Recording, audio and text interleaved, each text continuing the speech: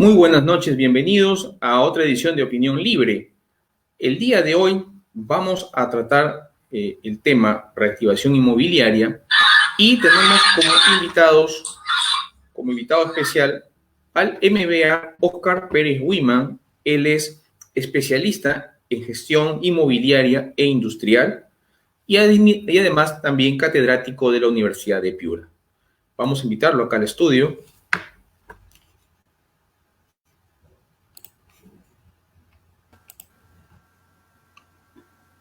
Hola Julio, ¿qué tal? Buenas noches. ¿Cómo están? Bienvenido, Óscar. Un placer tenerte por Opinión Libre. Muy bien, muchas gracias.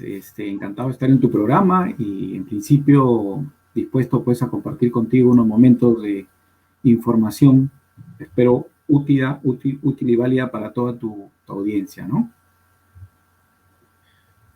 Empecemos analizando, digamos, este sector inmobiliario desde la base, que para mi opinión personal, obviamente, es el sector constructivo. Acá tenemos que, de acuerdo a los datos que ha mencionado Capeco, durante el primer semestre de este año han tenido una reducción en 42% en el sector.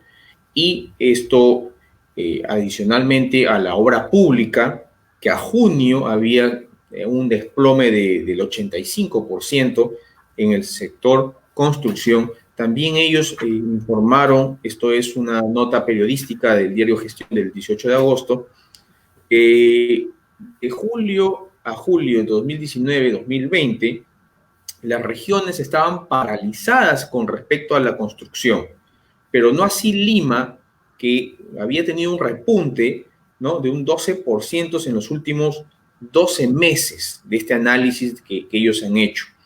¿Podrías comentarme un poco la situación? Claro que sí, Julio. Mira, yo justamente, producto de que estamos presentando unos proyectos, no sé si se me escucha bien. ¿Se me escucha bien? ¿Me escuchan? ¿Sí? Julio, Sí, ¿me escuchas? Sí, perfecto, perfecto. Okay. perfectamente. Sí, te comentaba que a nivel Sí. de cifras macro, como comentas, habría que mirar algo interesante, ¿no? Mira, en los últimos 10 años, el promedio de crecimiento del Producto Bruto Interno ha sido un promedio de 4.2 o 4.4%, donde los principales bajones, mira, han sido el 2009, producto de la crisis de los bonos basura que se generó en Estados Unidos, que crecimos 1%, el 2000, si más no me equivoco, el 2014, que se creció 2.4%, también producto de una, vamos a decir, que se generó un tema de una crisis externa, y el 2017, producto del fenómeno del Niño, ¿no?, que crecimos algo de 2.5%. En este momento, la proyección para el 2020 más o menos hablan de 10, 12%, ¿no? Pero lo que sí te hablan es que el rebrote o el crecimiento para el 2021 estaría en el orden del 7%, ¿correcto? Entonces, a lo que quería llegar es que nosotros como país, de alguna manera, creo que tenemos las condiciones, a pesar de todo lo que se habla de la economía, que está golpeada y todo, tenemos el suficiente potencial como para crecer, ¿no? Y ahí es donde juega un papel fundamental la construcción, porque la construcción siempre sigue a los ciclos económicos, ¿no? Cuando la recesión llega o hay un bajón o una desaceleración, para ser más exactos, la construcción siempre va de la mano, pero igual cuando se levanta, empieza a subir. De hecho, en este momento, y más allá del tema inmobiliario, que es el que manejo, que ya lo hablaremos con detalle, considero que quien tiene que ser el motor en este momento del crecimiento del sector construcción y en general de la economía es la obra pública, ¿no? Porque el sector privado de alguna manera está todavía tratando de acomodarse, y imagínate, ¿no?, los centros comerciales, que son los que de alguna manera también mueven mucho la economía con su expansión, se han visto paralizados, ¿no? Entonces yo considero que en este momento lo más útil, valioso y sano sería que el Estado suelte sus mecanismos para que empiece a dinamizar la economía a través de obras o megaproyectos, de tal forma de que comencemos a reactivarnos cara al 2021, ¿no? Eso es lo que yo considero en este momento, ¿no?, respecto al tema que has planteado. De acuerdo totalmente. Definitivamente el Estado tiene un papel protagónico en este crecimiento. Si el Estado no reactiva estas construcciones de obras públicas, la economía obviamente no va a salir. Y aquí vamos a entrar al tema ya básicamente inmobiliario, ¿no? Y vamos a analizarlo desde la perspectiva de los alquileres. ¿Puedes contarnos cómo se ha movido el mercado de alquileres a nivel nacional? ¿Cómo está? ¿Está también restringido? ¿La gente ha tenido que bajar sus alquileres? ¿Hay gente que no ha podido alquilar? ¿Cómo está el sector inmobiliario con lo que respecta al tema de los alquileres?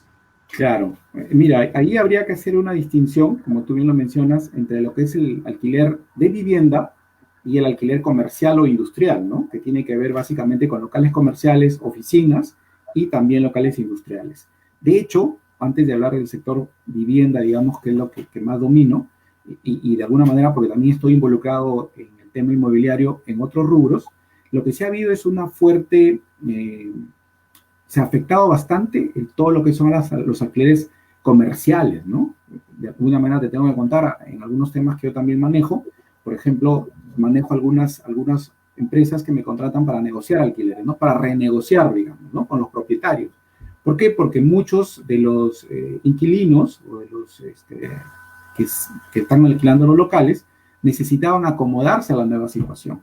¿Y esto qué implicaba? Pues que tenían que manejar una negociación o una renegociación del pago del alquiler con los propietarios.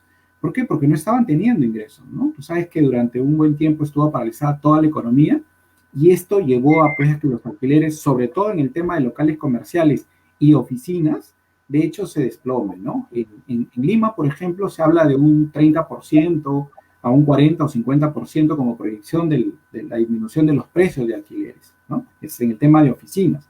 En el tema de locales comerciales, como te digo, yo también creo se han negociado creo que en provincias también está pasando lo mismo, porque te puedo hablar de Chiclayo, Piura, puntualmente negociando los alquileres al 50%, ¿no? De una manera de que se puedan seguir manejando, ¿no? En un ganar-ganar con el propietario, por lo menos en algunos tramos, hasta que los negocios empiecen a moverse nuevamente. Entonces, por ahí yo sí creo que ese mercado se ha visto afectado, ¿no? Con cargo a seguir estudiando, por ejemplo, el caso de las oficinas, porque en el caso de las oficinas, cada empresa tendrá que adecuarse a cómo va a manejar la vuelta al trabajo presencial luego del trabajo remoto, porque tú sabes que esta pandemia no es que va a regresar toda la normalidad tal cual era antes, no, o sea, ha traído ha traído cosas muy interesantes, como por ejemplo el trabajo remoto, que es muy favorable para algunos, de repente algunas personas no tienen las condiciones necesarias, pero yo creo que favorece también a la productividad de algunas empresas, ¿no? Ahora, si hablamos concretamente del tema vivienda, el tema vivienda en el alquiler sí ha tenido variaciones, ¿no? Te cuento porque, digamos, en lo que es Piura, por decirte, se han tenido que negociar precios de alquileres a la baja, motivado por qué cosa. Por ejemplo, familias que se pasaban o están buscando lugares donde tenían una casa o alguna zona de mayor precio a vivienda o zonas donde el alquiler es más económico, ¿no? Pero por otro lado, también es cierto que en ciertos niveles socioeconómicos, de repente más altos, sí se buscaba alquileres por ejemplo, hablemos de Lima, ¿no? Lo que dice Lima es que las personas buscan alejarse de la ciudad por, digamos, por lo que representa la pandemia, ¿no? Aislamiento social y todo, y entendía que el tema del alquiler de casas de playa o el tema de casas de campo, por ejemplo, es una opción no solamente como alquiler, sino también como oportunidad de proyecto inmobiliario, ¿no? Para los desarrolladores en un futuro. Eso es lo que te podría contar respecto al alquiler, por ejemplo, ¿no?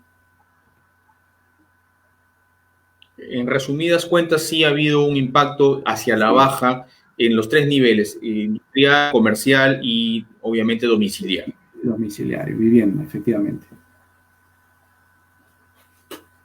Claro, pero de acuerdo a lo que tú me estás diciendo, básicamente en el contexto de que la familia, el inquilino, es el que se ha desplazado, en el caso domiciliar, ¿no? Pero no es que el arrendatario o el arrendador haya bajado su precio, él no bajó su precio, simplemente se mantuvo en el precio y es la familia que salió y buscó algo más económico. En el caso del domicilio, en el caso del industrial y el comercial, ahí sí ha habido una negociación hacia la baja, ¿no? Así se ha movido. Así se ha movido. No, de hecho, también el tema vivienda, Julio, en el tema vivienda también se ha dado algo de esto, ¿no? O sea, hay alquileres que se han negociado, pero también existe mucho que se ha disminuido el precio, ¿no? Se ha bajado el precio debido a que se han dejado alquileres o viviendas para, por el precio, ¿no? Porque las condiciones económicas, obviamente, de los inquilinos han cambiado muchas veces, ¿no? Sobre todo porque ha habido un tramo, como tú lo puedes, como todo lo hemos vivido, que se ha dado pues entre marzo, ¿no? Marzo, abril, mayo, donde la incertidumbre capeaba a toda la nación. O sea, nosotros no sabíamos en realidad qué venía. Y en esa situación de incertidumbre, pues tú sabes que es difícil. La economía se mueve por incertidumbre, todos los agentes económicos de alguna manera también. Y el no saber, pues, cómo iba a estar tu negocio, tu empleo, hasta cuándo ibas a estar trabajando, ¿no? Porque todo estaba dado de una manera poco usual, poco normal, hacía pues que las negociaciones o las relaciones con los inquilinos se vean afectadas, básicamente porque o negociabas o te ibas, ¿no? No te quedaba otra, ¿no? Sobre todo en vivienda. Correcto, entonces definitivamente estamos en una realidad muy incierta. Todos los días puede pasar algo desde el punto de vista de la salud, obvio, y bueno, en nuestro país, como decía el entrevistado el día de ayer, el Oscar Díaz, Perú puede pasar de todo, nada está dicho, nada está oleado y sacramentado, y más con una situación como la que vivimos, ¿no? Eh, entonces, para entenderlo, las alquileres pues no dejan esa regla, esa común regla de la variación tan drástica. Entremos a preguntarte cómo está, ya no los alquileres, vamos a analizar el tema de la compra-venta de inmuebles. Y también acá hay un detalle que quisiera ver si me puedes darme un poco más de precisión. Esto ha salido en gestión el 20 de agosto, salió sobre el Arranca Perú segunda etapa, ¿no? Hablaban de 800 proyectos de inversión, más de 9.600 millones de soles en proyectos de tipo inmobiliario, tengo entendido. ¿Cómo está esto? ¿Cómo está aquí? Y justamente lo has mencionado, que si el sector público no invierte en temas inmobiliarios, pues la cosa no camina tan bien. ¿Podrías darnos más de detalles acá? ¿Cómo no, Julio? Mira, en el tema inmobiliario, que es un poco lo que yo manejo, de hecho, habría que clasificarlo y abrir el abanico, ¿no? De todo lo que es los proyectos inmobiliarios, ¿no? Porque dentro de los proyectos inmobiliarios tenemos ese gran segmento que es el de vivienda social.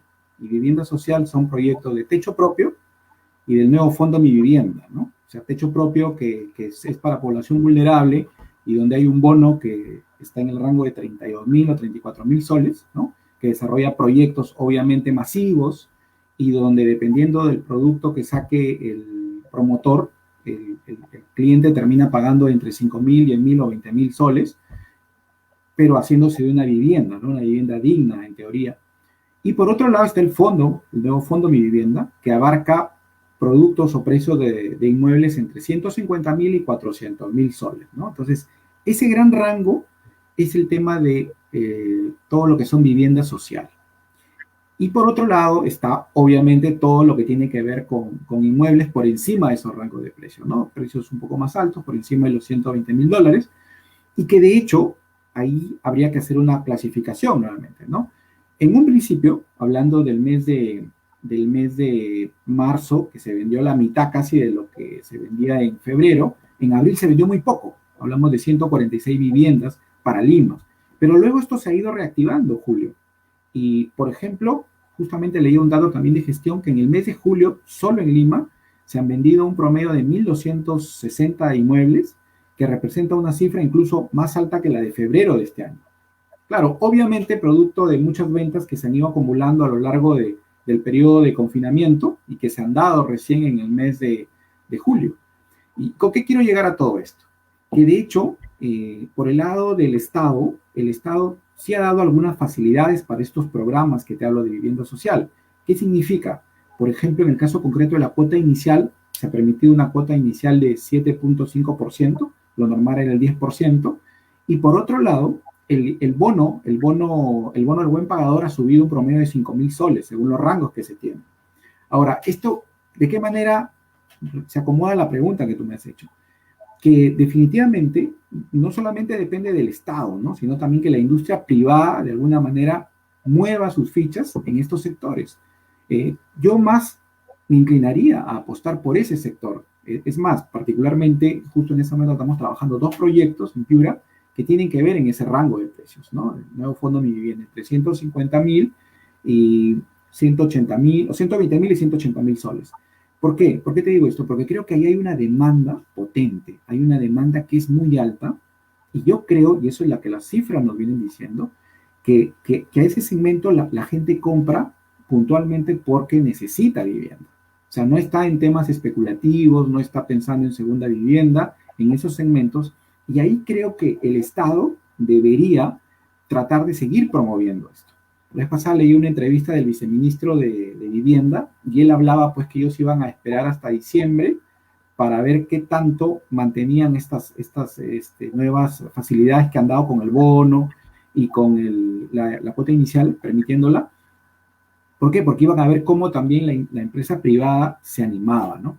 Entonces, yo, por ejemplo, a mí me gustaría mucho que la empresa privada, la inversión privada, apostara por ejemplo, estos megaproyectos de techo propio, ¿no? Entonces, ahí también aparece otro tema álgido, ¿no?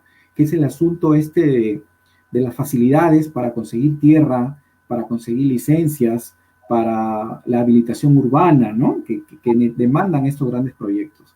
Entiendo que el Estado está trabajando en eso, pero todo es un poco lento, ¿no? Las municipalidades hoy en día demoran mucho en generarte una licencia, entre el COVID y lo que está pasando ahora, pues están regresando de a pocos a trabajar y las licencias están lentas, o sea, el avance es un poco lento. Pero yo lo que creo, y soy optimista respecto a esto, Julio, yo estimo que este es un buen momento para invertir en un inmueble para aquellas personas que pueden, obviamente. Yo entiendo que hay un mercado que ha sido golpeado, los bancos en este momento incluso, no todos están dando todas las facilidades para otorgar créditos hipotecarios, pero aún así el sector se está moviendo, se está reactivando el sector inmobiliario, que de alguna manera es una palanca, porque en la medida que los empresarios, los promotores inmobiliarios empiecen a vender sus proyectos, tendrán mucha más expectativa de poder invertir en otro, porque seguro que los datos que maneja Reactiva es que obviamente hay muchos promotores, grandes promotores inmobiliarios que tienen proyectos en stock, digamos, ¿no? Tienen terrenos, tienen de repente ya proyectos a punto de presentar a las municipalidades, pero que se han quedado frenados, ¿no? Producto de esta coyuntura económica que se ha dado fruto de una pandemia. Entonces, eso es importante mencionarlo, ¿no? Porque el problema económico no es un problema estructural, es un problema que lo está afectando a todos, ¿no? A todo el mundo. Y lo que yo puedo percibir, y es mi opinión, obviamente, es que soy optimista respecto al sector inmobiliario, pensando en esos segmentos que yo te menciono, ¿no? Porque yo pienso que ahí hay una masa interesante, hay una masa de gente que necesita vivienda, pero también necesita que los privados empujen un poco más. Entiendo que conforme ya esta situación se vaya estableciendo, los agentes económicos pues vayan un poco conociendo un poco más cómo se maneja esta situación, más allá de todo lo que siempre suele haber, Julio, en la política, ¿no? Porque eso es algo creo que los peruanos ya estamos acostumbrados, pero por lo menos lo que le queda a este tiempo, a este gobierno, debería seguir impulsando lo que corresponde al tema inmobiliario y obviamente, como hablamos al principio, la obra pública, ¿no? Creo que de esa manera es la única forma de consolidar que estos programas que lanza el Estado encuentren cabida, ¿no? Encuentren cabida, ¿no? Ese es un poco lo que pienso respecto a esto que me has preguntado últimamente. Entonces, para captar tu idea, este es el mejor momento para aquellas personas que tengan un pequeño ahorro en invertir, en comprarse su pequeño módulo de 50 metros cuadrados en un proyecto propio. Y también es el mejor momento para las compañías constructoras en ya no mirar a un segmento muy alto, sino mirar a los segmentos medios y bajos y entrar a invertir ahí. Porque, bueno, algunas personas han sacado su AFP, algunos los han guardado en el banco, otros lo han tenido que consumir por esta misma necesidad. pero es el mejor momento para poder invertir en una propiedad tomando en cuenta las facilidades que está dando el Estado, al menos hasta diciembre de este año. Es el mejor momento de compra. Quiero entenderlo así. ¿Es correcto eso? Sí, Julio, yo estoy reafirmando lo que tú dices. O sea, el tema pasa por ahí. Yo creo que es un buen momento para comprar en este tipo de segmento de precios, no solamente por lo que te he contado, sino porque también las empresas inmobiliarias en general están dando, o sea, tratando de mover esto a la economía y su negocio, están dando facilidades, ¿no? O sea, te hablo en general, ¿no? O sea, facilidades en el manejo de la cuota inicial, facilidades porque yo creo que es un momento que uno puede negociar también el precio. Ahora, Julio, no solamente es el tema, mira, de la cuota inicial que le han bajado a 7.5%, sumado a que una inmobiliaria te puede dar facilidades, sino también que no hay que olvidarnos que el 25% de la AFP todavía se puede tomar. O sea, esto estaba antes incluso de que se liberen este fondo para todos los que han solicitado este fondo, pero eso sigue todavía. O sea, una persona puede solicitar su AFP para comprar vivienda, ¿correcto? Sea de primero o segundo uso. Y eso sumado al bono que te da el Estado, ¿no? Y a las facilidades que te puede dar la inmobiliaria, yo creo que es un buen momento para comprar. O sea, no te podría hablar si el próximo año van a seguir las mismas condiciones y van a seguir los mismos precios. Porque como te vuelvo a repetir, y te pongo el caso concreto de Piura, en Piura del 2017 se salió el río. La misma fecha, más o menos marzo, ¿no? Se salió el río literalmente. Eso ocasionó una inercia total en la economía, el tema inmobiliario quedó paralizado, y más allá del momento crítico que obviamente la gente se desesperaba, la zona donde se había salido el río, apuntaban a vender rápidamente su inmueble, lo bajaban el precio, pero nadie quería comprarles. Pero lo curioso, Julio, es que pasado el primer semestre y el segundo semestre, los precios se volvieron a nivelar, ¿no? O sea, no hubo una bajada de precios tan radical.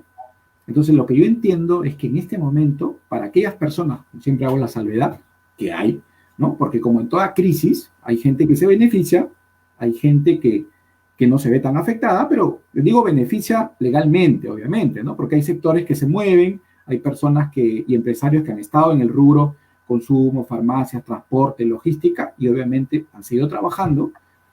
Y estas personas, o gente que trabaja en el Estado, por decir así, pueden adquirir inmuebles, ¿no? Entonces, yo creo que también el tema pasa porque las inmobiliarias o la gente que trabaja en el mundo inmobiliario también aporte un poco más, no solamente desde la óptica de entender mejor al cliente, entender mejor a la persona a quien tú le quieres vender tus inmuebles.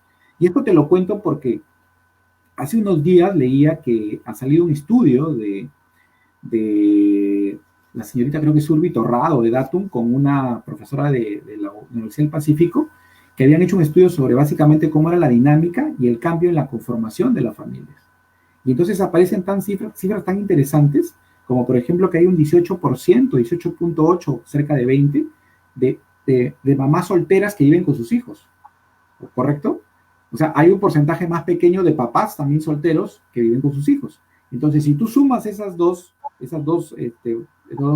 cantidades, lo que te da es un segmento de mercado, un nicho, ¿no? Que puede ser aprovechado con ofertas, con productos, con proyectos dirigidos hacia esos segmentos, ¿no? Obviamente hay que investigar un poco más, trabajar mejor, pero yo creo que el sector inmobiliario apunta a eso, ¿no? A hacer propuestas de valor mucho más diferenciadas, mucho más específicas para clientes que se acomoden a cada necesidad. O sea, el tema inmobiliario tiene también que acomodarse a todo lo que es el mundo moderno, ¿no? O sea, en todos los sectores se habla mucho de innovación, de propuestas de valor, y en el tema inmobiliario no puede ser la excepción, ¿no? Tanto en Lima, que siempre es el referente, pero en provincia también debería hacerse, ¿no? Porque más allá de que, por ejemplo, Piura y Chiclayo estén separados por 250 o 300 kilómetros, hay una coyuntura y características y una idiosincrasia diferente. Entonces, cada quien, cuando lanza un proyecto o genera nuevas oportunidades de negocio, lo que tiene que hacer es tratar de conocer mejor a su segmento, conocer mejor a su cliente y obviamente empujar la economía, ¿no? Porque yo pienso que, como tú lo has dicho, es un buen momento para invertir en esos segmentos. no te podría decir el próximo año cómo están las cosas. Yo creo que mejor, definitivamente.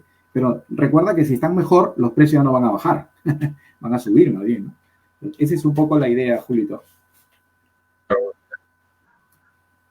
Claro, o sea, el tema es, definitivamente, esta es la coyuntura. Tampoco podemos proyectar en estos momentos, con crisis de salud, no se puede proyectar mucho. Tenemos una letalidad por encima del 4%.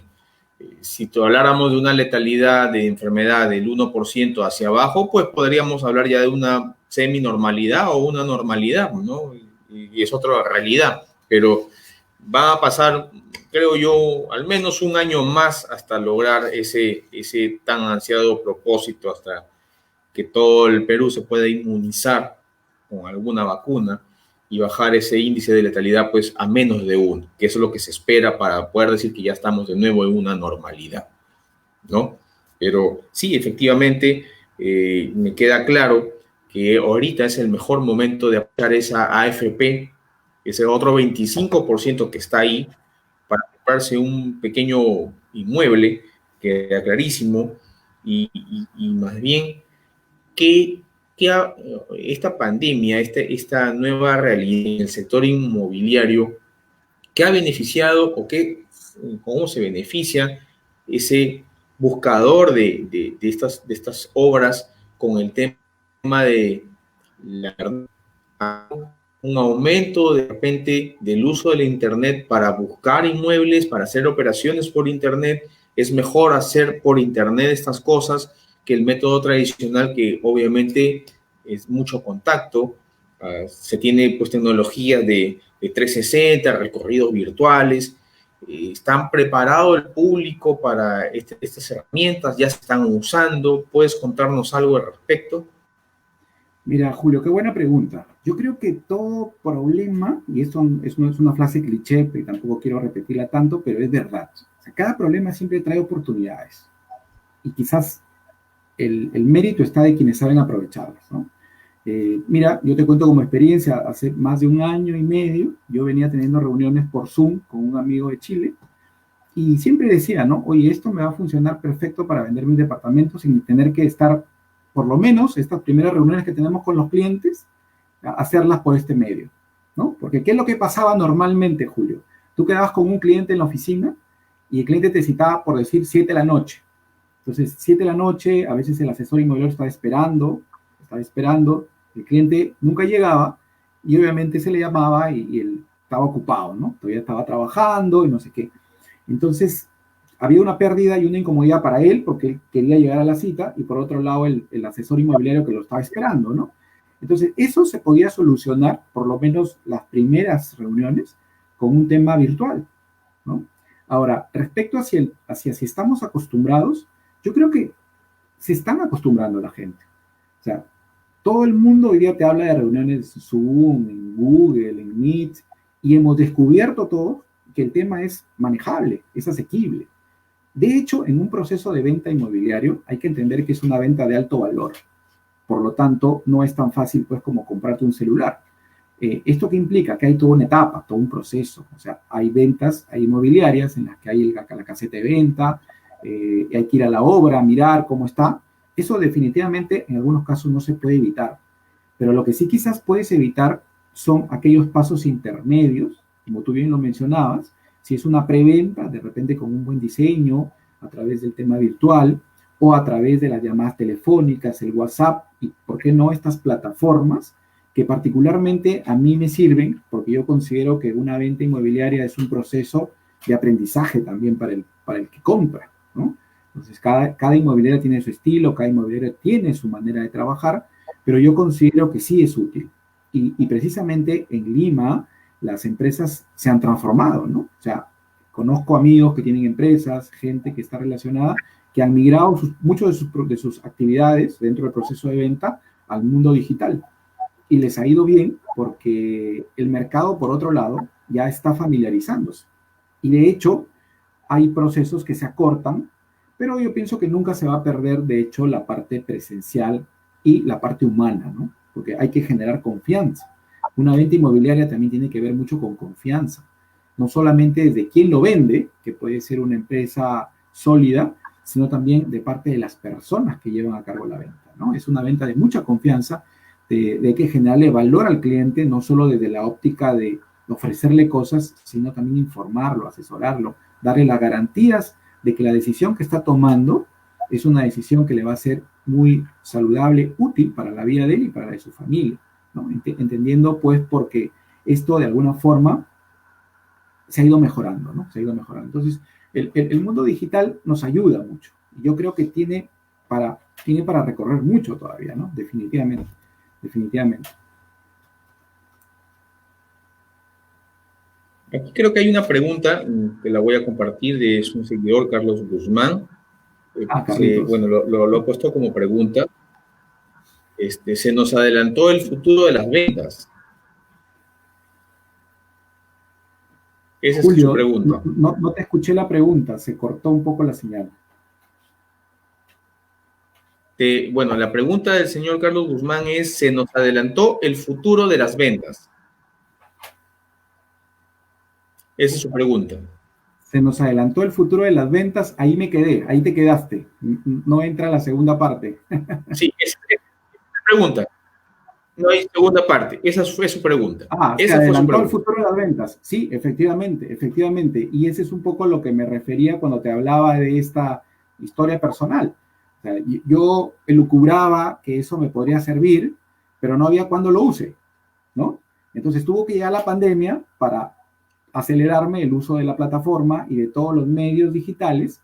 Claro, también es cierto que todo este confinamiento se ha hecho mucho más llevadero y la gente se está acostumbrando a tener, digamos, reuniones, hacer entrevistas virtuales. Eso también ayuda, ¿no? Ayuda para que las personas puedan acceder a parte del proceso de venta de una manera digital, ¿no?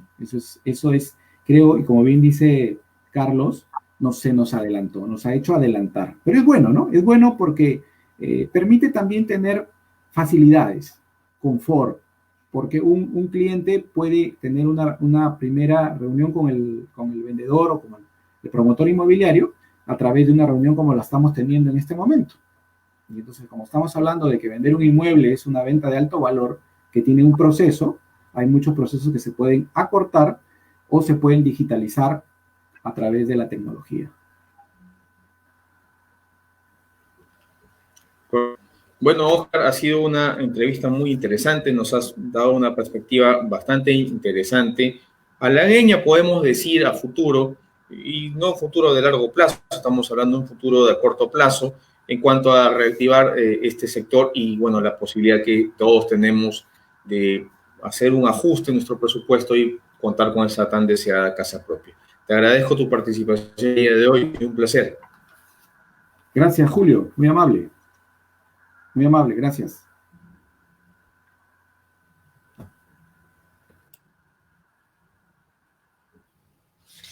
Bien, amigos, hemos tenido la entrevista con el MBA Oscar Pérez Wiman, especialista en gestión inmobiliaria e industrial y catedrático de la Universidad de Piura. Y espero que les haya gustado. Ya lo saben, compartan y comentan este video y síganos también en nuestra plataforma de YouTube e Instagram. De mi parte, hasta mañana.